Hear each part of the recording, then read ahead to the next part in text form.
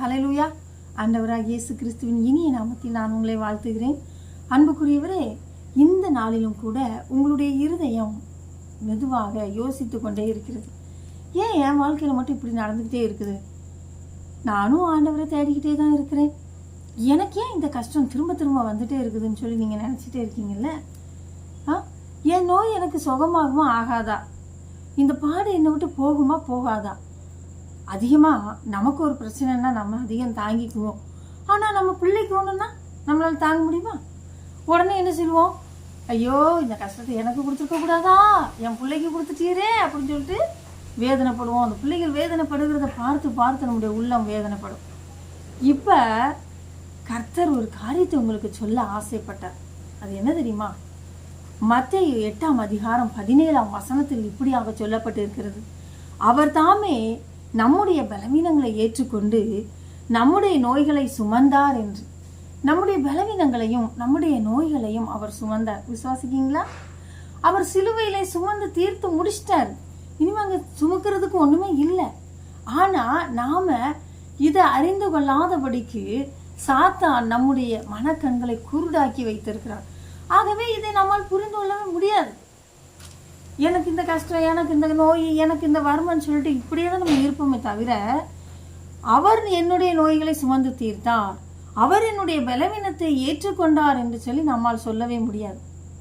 அதற்கு மாறாக எந்த டாக்டரை பார்க்கலாம், இவர் நல்ல ஸ்பெஷலிஸ்ட்டு, எந்த ஹாஸ்பிட்டலில் நல்லா பார்க்குறாங்க, இப்படி தான் நாம் யோசித்து கொண்டு இருக்கிறோமே தவிர நம்முடைய உள்ளத்தின் ஆழத்தின் சிந்தனையை யோசித்து பாருங்க.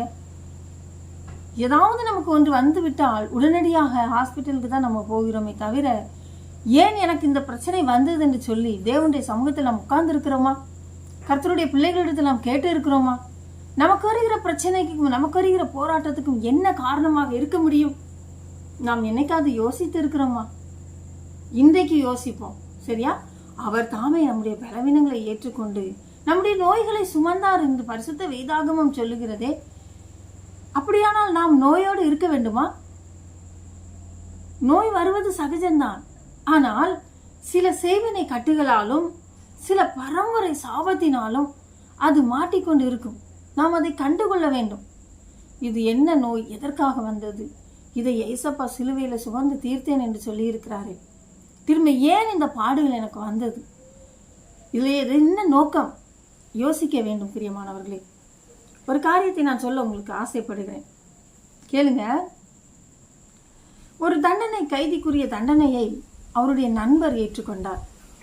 அவருடைய நண்பருக்கு அந்த தண்டனை கொடுத்தாயிற்று, தண்டனை நிறைவேற்றப்பட்டது. இதை கேள்விப்பட்ட அந்த தண்டனைக்குரிய நபருக்கு மனசாட்சி குத்தப்பட்டது.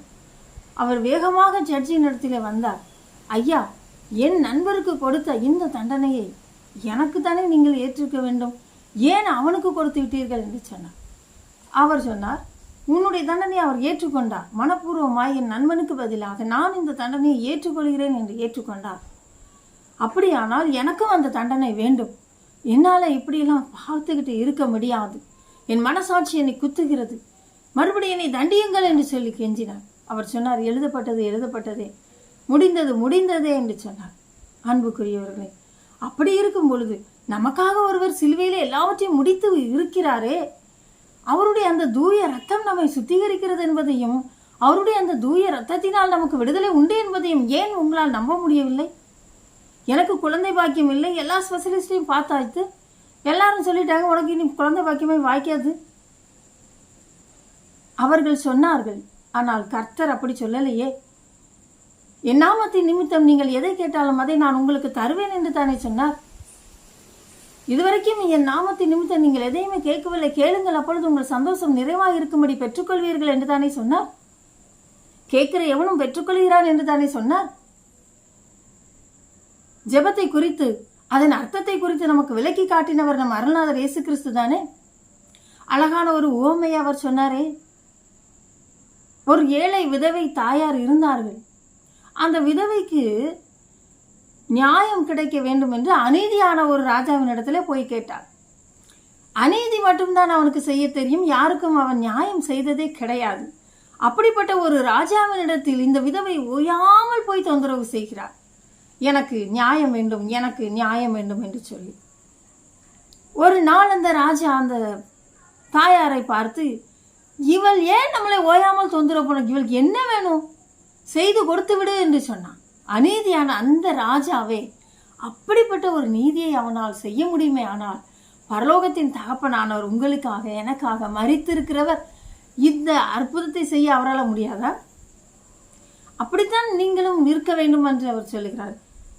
அவர் எருசலேமை புகழ்ச்சியாக்கும் வரைக்கும் அவரை அமர்ந்திருக்க விடாதிருங்கள் என்று சொல்லி பரிசுத்த வேதாகமத்தில் சொல்லப்பட்டிருக்கிறதே. நீங்களும் நானும் எப்படி இருக்கிறோம்? ஒரு முறை ஜெபிக்கிறோம், அதோடு விட்டு விடுகிறோம். திரும்ப அடுத்த முறை ஜெபிப்பதற்கு மனதில்லை. காரணம் என்ன தெரியுமா? இது எனக்கு ஏசப்பாவுக்கு தர்றதுக்கு விருப்பம் இல்லை போல, அவருக்கு விருப்பம் இல்லாதனா எனக்கும் வேண்டாம். நல்ல வழிபடுத்த வேண்டும் என்று சொல்லி கர்த்தர் விரும்புகிறார். நல்ல வழியில நாம் நடக்க வேண்டும் என்று சொல்லி கர்த்தர் விரும்புகிறார். அவருடைய பாதையை நாம் பின்பற்றி செல்ல வேண்டும். இன்றைக்கு அநேகர் பலவீனத்தில் மாட்டிக்கொண்டு இருக்கிறீர்கள், அநேகர் பாவத்தில் மாட்டிக்கொண்டு இருக்கிறீர்கள். இதிலிருந்து நான் எப்படி வெளியே வர முடியும்? இந்த படுத்த படுக்கை எப்படி எனக்கு மாறும்? அவ்வளவுதான். டாக்டர் சொல்லிட்டாங்க, நீ சாகு வரைக்கும் இந்த சுகர் வாண்ட தான் இருக்கும், நீ சாகு வரைக்கும் இந்த ப்ரெஷர் வாண்ட தான் இருக்கும், நீங்க சாகுற வரைக்கும் பெட் ரெஸ்ட்ல தான் இருக்கணும், வேற வழியே கிடையாது. இதெல்லாம் நாம் கேள்விப்பட்ட பிறகு நம்முடைய உள்ளம் அப்படியே துவண்டு போய் விடுகிறது. என்னடா இது, அவ்வளவுதானா நமக்கு என்று சொல்லி நம்முடைய சிந்தனையில அதை ஆட்கொள்ள விட்டு விடுகிறோம். என்னால் நடக்க முடியாது, என்னால் நடக்க முடியாது, என்னால் நடக்க முடியாது, என்னால் எழுந்திருக்க முடியாது, என்னால் பழைய மாதிரி இருக்க முடியாது. இப்படியே சொல்லிக்கிட்டே இருந்தா மரணமும் ஜீவனும் நாவின் அதிகாரத்தில் இருக்கிறது என்று எழுதப்பட்டு இருக்கிறது அப்படியே நடந்து போய்விடும். ஆகவே நான் இன்னைக்கு உங்களுக்கு சொல்ல விரும்புகிற ஒரு காரியம் என்ன தெரியுமா? நீங்க கர்த்தரிடத்துல முற்றிலுவா சரண்டர் ஆகணும். கர்த்தாவே, உம்மாலே மாத்திரமே என்னை குணமாக்க முடியும், விசுவாசிக்கிறேன், உம்மை நம்புகிறேன், என்னை ஆசீர்வதியும், என்னை சுகப்படுத்தும், என் குடும்பத்துக்குள்ள இருக்கிற இந்த கட்டுகளை மாற்றுங்க, என் பிள்ளைகிட்ட இருக்கிற இந்த நோயை எடுத்து போடுங்க, என் கணவர்கிட்ட இருக்கிற இந்த குடிப்பழக்கம் மாறட்டும், குடும்பமாய் உண்மை ஆராதிக்க, குடும்பமாய் உண்மை நேசிக்க எங்களுக்கு கிருபதாங்க என்று சொல்லி நான் கேட்போமா? தண்டனை நிறைவேற்றப்பட்டாயிற்று, இனி நாம் அதை அனுபவிக்க வேண்டிய அவசியம் இல்லை. அந்த சிலுவை நாதர் இயேசு கிறிஸ்து தன்னுடைய காயங்களால் நாம் குணமானோம் என்று எழுதப்பட்டிருக்கிறது. என்னுடைய தழும்புகளால் நீங்கள் குணமானீர்கள் என்று அவர் சொல்லுகிறதை நாம் பார்க்கிறோம். மருந்து மாத்திரையினால நாம் குணமானோம் என்று எழுதவில்லை, அவருடைய தழும்புகளால் குணமானோம் என்று எழுதப்பட்டிருக்கிறது. பிணியாளிகளுக்கு வைத்தியம் தேவை, ஆனால் அந்த வைத்தியனாக இயேசு இருக்கிறார் என்று தான் நான் உங்களுக்கு சொல்லிக் கொண்டு இருக்கிறேன். அவராலே உங்களை குணமாக்க முடியும், அவராலே உங்களை ஆசீர்வதிக்க முடியும், அவராலே மட்டும்தான் உங்களை உயர்த்த முடியும் என்று நான் சொல்லிக் கொண்டு இருக்கிறேன். அவரை பின்பற்றுகிற யாவரும் பாக்கியவான்கள், இந்த உலகத்திலும் பாக்கியவான்கள், மறு உலகத்திலும் பாக்கியவான்கள். சிலுவை நாதர் இயேசுவின் பேரொளி வீசிடும் தூய கண்கள் என்னை நோக்கி பார்க்கின்றன, தம் காயங்களையும் பார்க்கின்றன. சிலுவை நாதர் இயேசுவின் அவருடைய அந்த பேரொளி வீசும் கண்கள் நம்மை பார்த்து கொண்டே இருக்கிறது. தம்மை பற்றி உத்தம இருதயத்தோடு இருக்கிறவர்களுக்கு தம்முடைய வல்லமையை விளங்க செய்யும்படியாக கர்த்தருடைய கண்கள் பூமி எங்கும் உலாவிக் கொண்டு இருக்கிறது. ஹல்லேலூயா! தம்முடைய வல்லமையை உங்களுடைய வாழ்க்கையில விளங்க செய்ய கர்த்தாதி கர்த்தர் அவருடைய கண்களை வைத்து உங்களை பார்த்து கொண்டே இருக்கிறார். என் பிள்ளைக்கு என்ன அற்புதம் நான் செய்யணும், என் மகனுக்கு நான் என்ன அற்புதம் செய்யணும், அவருடைய கண்கள் உலாவிக் கொண்டு இருக்கிறது. அது மாத்திரமல்ல, பரிசுத்த ஆலயத்தில் அவருடைய செவிகள் கேட்கிறவைகளாகவும் கண்கள் பார்க்கிறவைகளாகவும் இருக்கிறது. தேவனுடைய ஆலயத்தில் நாம் போய் முழங்கால் படிட்டு ஜெபிக்கும் போது அவர் அப்படியே கேட்கிறவராக இருக்கிறார். ஹல்லேலூயா! இன்றைக்கும் நமக்கு நோய் வந்துட்டு நம்ம இந்த நிலைமைக்கு வந்துட்டோம், இப்படி சூழ்நிலையில மாட்டிக்கிட்டோம், இப்படி நினச்சிட்டு இருக்காதீங்க, சரிங்களா? தேவனுடைய காரத்தில் நம்ம ஒப்பு கொடுப்போம். அவருடைய தழும்புகளால் நாம் குணமாகிறோம் என்பதை மறந்து போகக்கூடாது, சரியா? தேவன் நம்மை ஆசீர்வதிக்கவே விரும்புகிறார். இஸ்ரவேலரை ஆசீர்வதிப்பதே கர்த்தருக்கு பிரியம். அவருக்கு உங்களை ஆசீர்வதிக்கிறது தான் பிரியம். சரி, இப்படி எடுத்துக்கலாம். என்ன ஜெபம் பண்ணுங்கன்னு சொல்லிட்டு நீங்கள் ஃபோன் பண்ணி சொல்கிறீங்க. என்கிட்ட சொல்கிறீங்கன்ட்டே வச்சுக்கோமே, என்கிட்ட சொல்கிறீங்க எனக்காக ஜெபம் பண்ணுங்கன்னு. எதுக்கு சொல்கிறீங்க? ஜெபம் பண்ணால் சரியாயிருங்கிற நம்பிக்கையில் தானே. அப்போ அந்த கர்த்தர் உங்களை அவ்வளவா நேசிக்கிறாருங்கிறத புரியுறீங்களா? அவருடைய பிள்ளைகளுக்காக திறப்பிலே நிற்கத்தக்கதான கிருபையை கர்த்தர் எனக்கு கொடுத்துருக்கிறார். சரியா? அந்த பாரத்தை என் இருதயத்தில் வச்சதுனால தான் இன்றைக்கும் நான் உங்களோட பேசிகிட்டு இருக்கு. இதெல்லாம் நடக்கிற காரியம் இல்லை. இப்படி நினைக்கிறத முதல்ல விடுங்க. உங்கள் உள்ளத்தில் இது எனக்கு நடக்காது, இந்த சுகம் எனக்கு கிடைக்காது, இப்படி நினச்சிட்டு இருந்தால் ஒன்றுமே செய்ய முடியாது. இன்னொரு காரியம், எனக்கு மட்டும் எந்த நன்மையும் இல்லை, எனக்கு மட்டும் எதுவுமே கிடைக்கல, இப்படி சொல்கிறதும் ஆண்டவருக்கு பிரியவே கிடையாது. புரியுதா உங்களுக்கு? உங்களுக்கு என்ன கொடுக்கல? அவர் கண்ணு கொடுத்துருக்கிறாருல்ல, காது கொடுத்துருக்கிறாருல்ல, பேசுறதுக்கு நாக்கு கொடுத்துருக்கிறாருல்ல. அப்போ எல்லாமே அவர் உங்களுக்கு கொடுத்துருக்கும் போது எனக்கு என்ன கொடுத்தாருன்னா எங்கே கொடுக்கணுமா? ஒருத்தன் கண்ணு இல்லாமல் உட்காந்துட்டு இருக்கான், பிறவி குருடனாக இருக்கான், இடையில கண்ணு போச்சு. அப்போ கண்ணே தெரியாதவங்க இந்த உலகத்தில் எத்தனையோ பேர் இருக்கும்போது உங்களுக்கு அழகான கண்ணை கொடுத்துருக்குறாரு. அப்போ எனக்கு ஒன்றுமே கொடுக்கலன்னா அப்போ அதை கொடுத்துறீங்களா ஆண்டவர்கிட்ட? திரும்ப கை கால் சுகத்தை அவர் கொடுக்கலையா உங்களுக்கு? நீங்கள் எதிர்பார்த்ததை தேவன் உங்களுக்கு செய்யவில்லை என்றால் கர்த்தர் உங்களுக்கு எதுவுமே கொடுக்கலன்ற அர்த்தமா? ஒரு மனுஷன் இந்த பூமியில பிறக்கும் பொழுது முழுவதுமாக முழுமையடைந்து பிறக்க வேண்டும். கண்கள், பார்வை எல்லாமே அழகழகா இருக்க வேண்டிய இடத்துல கரெக்டாக இருந்து பிறக்கிறாங்க இல்லையா?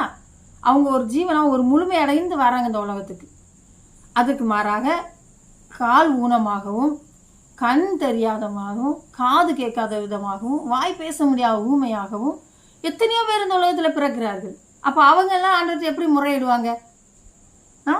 எல்லாமே இருந்துக்கிட்டு கர்த்தர் எனக்கு உண்மை செய்யலைன்னு நம்ம சொல்கிறோமே, அப்போ நாம எவ்வளோ பெரிய பாவியாக இருக்கணும்?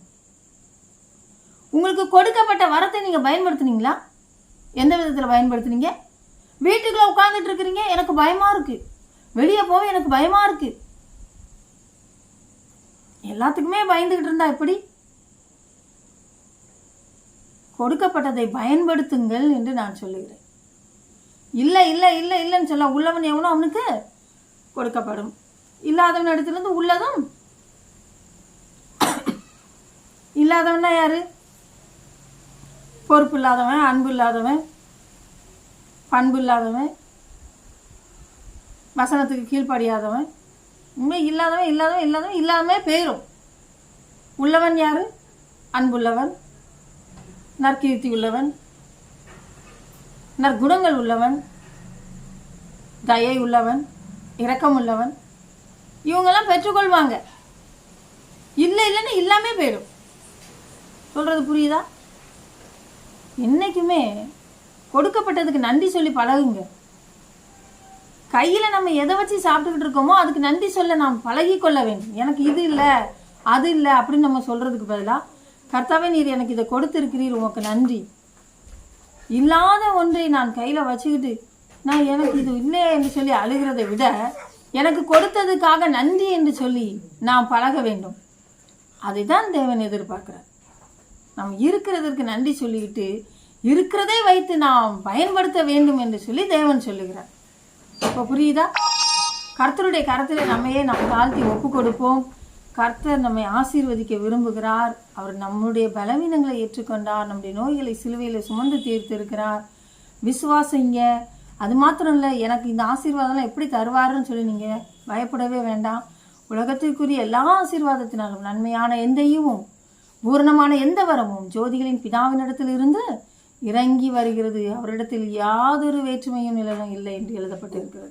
இவங்களுக்கு தான் நான் கொடுப்பேன், அவங்களுக்கு தான் நான் கொடுப்பேன் என்று சொல்லி அவர் சொல்லவே இல்லை.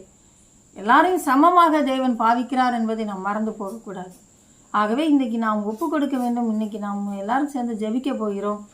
நீங்களும் நானும் இந்த ஊழியத்தை தாங்க வேண்டும். அநேகர் ஜெப குறிப்புகளை கொடுத்து கொண்டிருக்கிறீர்கள், அநேகர் சாட்சிகள் எழுதி கொண்டிருக்கிறீர்கள், அநேகர் சொல்லி கொண்டிருக்கிறீர்கள். சிலருக்கு இந்த சின்ன குட்டி ஃபோன் தான், பட்டன் ஃபோன் தான், அதனால் எங்களால் சாட்சிகளை என்ன செய்ய முடியாது, சொல்ல முடியாதுன்னு சொல்லி ஓரலாக வாயில் எங்களுக்கு சொல்லிக்கிட்டு தான் இருக்கிறீங்க.